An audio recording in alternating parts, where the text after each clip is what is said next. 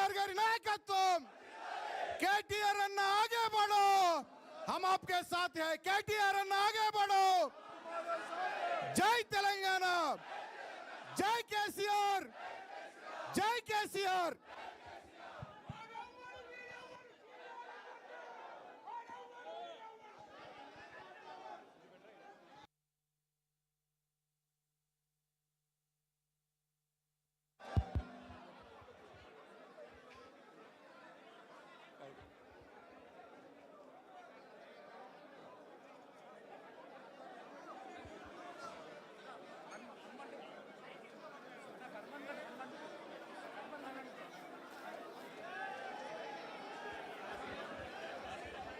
అందరికీ నమస్కారం.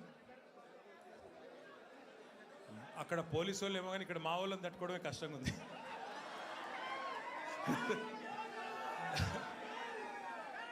గౌరవనీయులైన మా పార్టీ నాయకత్వం, సీనియర్ నాయకత్వం ఇవాళ తెలంగాణ భవన్కి తరలి వచ్చి సంఘీభావంగా నిలిచిన మా ఆడబిడ్డలకు, అన్నదమ్ములందరికీ, ముందుగా మా సీనియర్ నాయకులందరికీ, గౌరవ శాసనసభ్యులు, గౌరవ శాసన మండలి సభ్యులు, గౌరవ పార్లమెంట్ సభ్యులు, గౌరవనీయులైన మాజీ శాసనసభ్యులు, ఇంకా రాష్ట్ర స్థాయి నాయకులు, వివిధ కార్పొరేషన్ల చైర్మన్లు, హైదరాబాద్ నగర నాయకులు, మా కార్పొరేటర్లు, పేరు పేరున అందరికీ ముందుగా హృదయపూర్వకంగా ధన్యవాదాలు.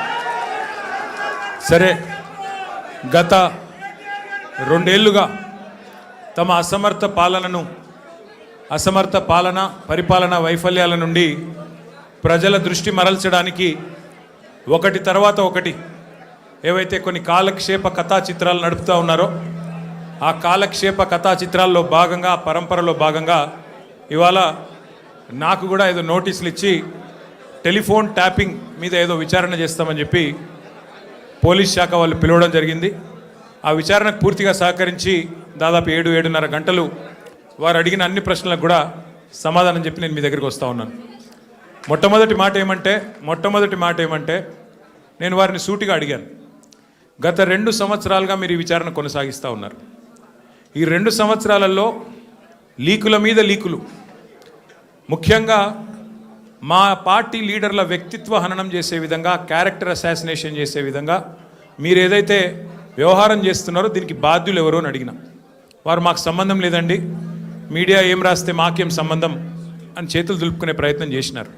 వారు నేను సూటిగా అడిగాను, మీరు గత 2 సంవత్సరాలుగా మీరు ప్రతిసారి విచారణ పేరిట లేకపోతే ఏదో ఒక లీక్ ఇవ్వడము, లేదా విచారణకు పిలవకపోయినా ఏదో జరిగింది అంటూ మీరు లీక్ ఇవ్వడం, తెల్లారి హెడ్లైన్ కావడం, దానివల్ల ప్రజలు మరి నిజం అనుకొని భ్రమించే కొన్ని పరిస్థితులు వచ్చినాయి. ఇది మంచిది కాదు అని చెప్పిన వారిని సూటిగా అడిగిన నేను. మీరు అంటూ ఉన్నారు, పేపర్లు రాస్తూ ఉన్నాయి, కొన్ని యూట్యూబ్ ఛానళ్ళు మరి ఇష్టం వచ్చినట్టు మాట్లాడుతున్నారు. కొంతమంది, చాలా నా మాట అనడానికి నాకే సిగ్గుంది, కొంతమంది హీరోయిన్లను వీళ్ళేదో ట్యాప్ చేసి బెదిరించి ఇష్టం వచ్చినట్టుగా వాళ్ళు ఏదైతే అడ్డగోలు వ్యాఖ్యానాలు రాసినారో ఇది వాస్తవం అయితే నా ముందు పెట్టండి, చెప్పండి ఎవరికి అట్లా జరిగింది దయచేసి చెప్పండి అని చెప్పాను. అనగానే అక్కడున్న అధికారి గారు, లేదండి అది కరెక్ట్ కాదు, మేము ఆల్రెడీ మీడియాకి చెప్పాం కదా అన్నారు.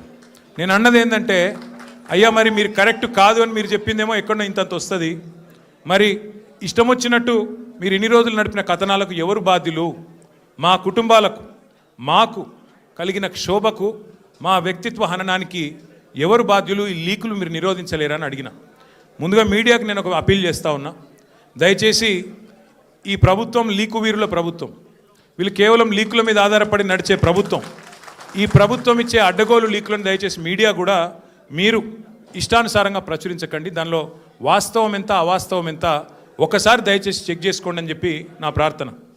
మొన్న హరీష్ రావు గారు పోయి రాగానే నేను ఆశ్చర్యపోయాను. వాళ్ళు ఇష్టం ఉన్న కథనాలు, హరీష్ రావు గారికి ఇంటి నుంచి భోజనం వచ్చిందని ఒకరు, హరీష్ రావు గారు ఇట్లా అయ్యారు అట్లా అయ్యారని ఎవరు, ఇంకో 16 ప్రశ్నలు అడిగినారని ఇంకొకరు, తెల్లారి మళ్ళీ పేపర్లలో అదే అండి, తెల్లారి పేపర్లలో ఇంకోటి, ఇవాళ నేను అక్కడ ఉన్నప్పుడు కూడా అట్లా చేసింటారు, ఫలానా ఆయన తీసుకొచ్చారు, ఇట్లా చేశారు, ఉక్కిరి బిక్కిరి, ఇన్ని ప్రశ్నలు.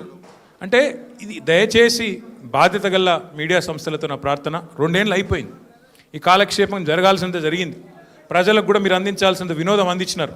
కానీ ఇకనైనా దయచేసి 1-2 సార్లు, ఎందుకంటే మాకు కూడా కుటుంబాలు ఉన్నాయి, మాకు కూడా అభిమానులు ఉన్నారు, మాకు కూడా కార్యకర్తలు ఉన్నారు, మాకు కూడా నియోజకవర్గాలు ఉన్నాయి, మాకు ఓట్లేసిన ప్రజలు ఉన్నారు, వాళ్ళు బాధపడతారు. ఇష్టం వచ్చినట్టు మీరు ఇట్లా వండి వార్చవద్దని చెప్పి నెంబర్ 1.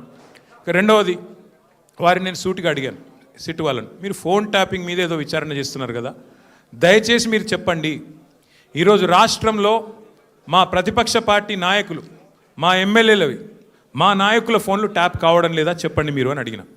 వాళ్ళు మాకేం సంబంధం, మాకు తెలియదు అని నీళ్ళు నమ్ములుతున్నారు తప్ప కావడం లేదు అని చెప్పే పరిస్థితి లేదు.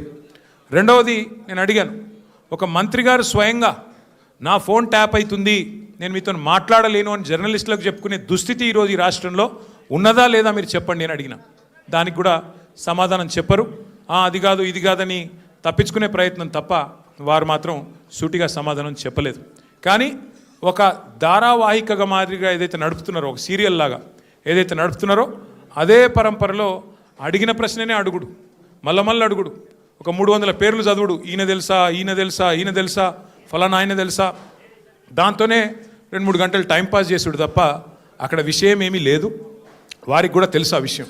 అందుకే నేను మళ్ళొక్కసారి ప్రజలకు, మా సోదరులకు, మా పార్టీ సోదరులకు, మా మీడియా మిత్రులకు కూడా విజ్ఞప్తి చేస్తున్నా, మేము ఒక పార్టీగా, బాధ్యత గల ప్రతిపక్ష పార్టీగా ఏ విచారణకు పిలిచినా మేము సహకరించడానికి సిద్ధంగా ఉన్నాం.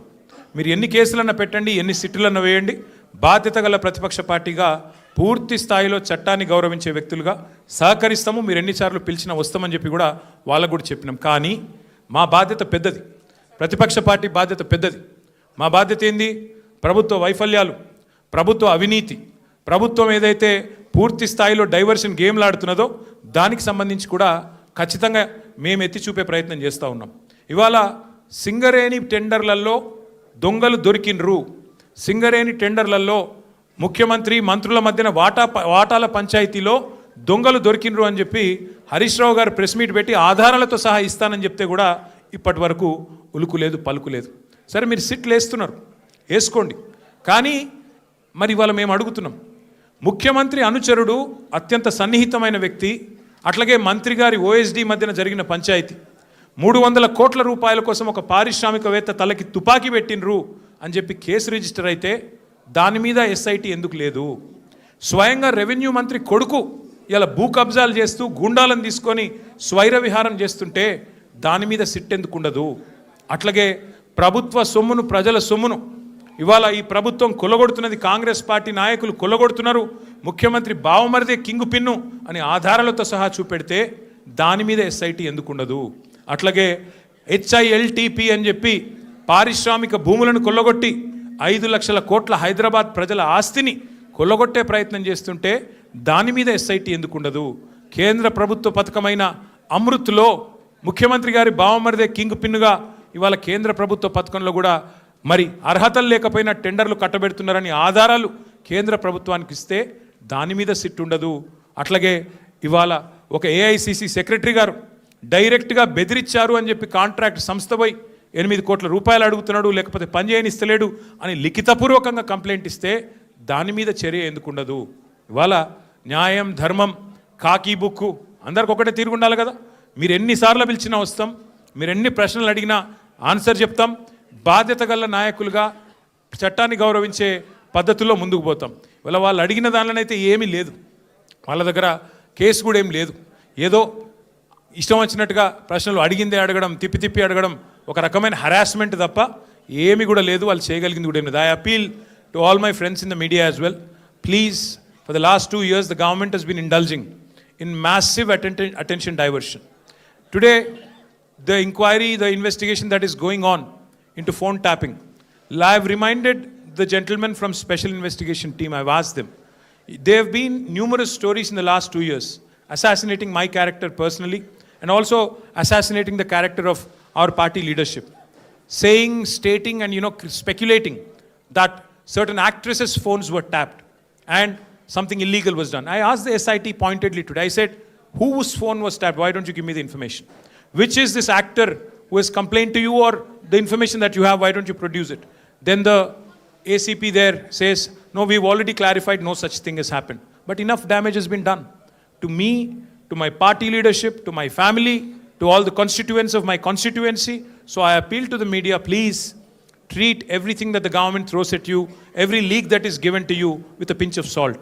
Please corroborate, please verify, please check the facts and only then publish. I also appeal to the media. For the last 2 years, this government's incompetence, their failures, their corruption is being exposed by BRS leadership day in, day out. Be it Amrut scam, where Chief Minister's brother-in-law was the kingpin, or be it coal scam in Singareni, where again the same gentleman is the kingpin. Let us focus on real issues. Let us focus on the failures of Congress party and Congress government. They had made 420 promises to the people of Telangana by which they got into power. Today, they have been a disaster. Their government has been a disaster. Revenues are slipping. Telangana is falling under the weight of the corruption of the Congress government.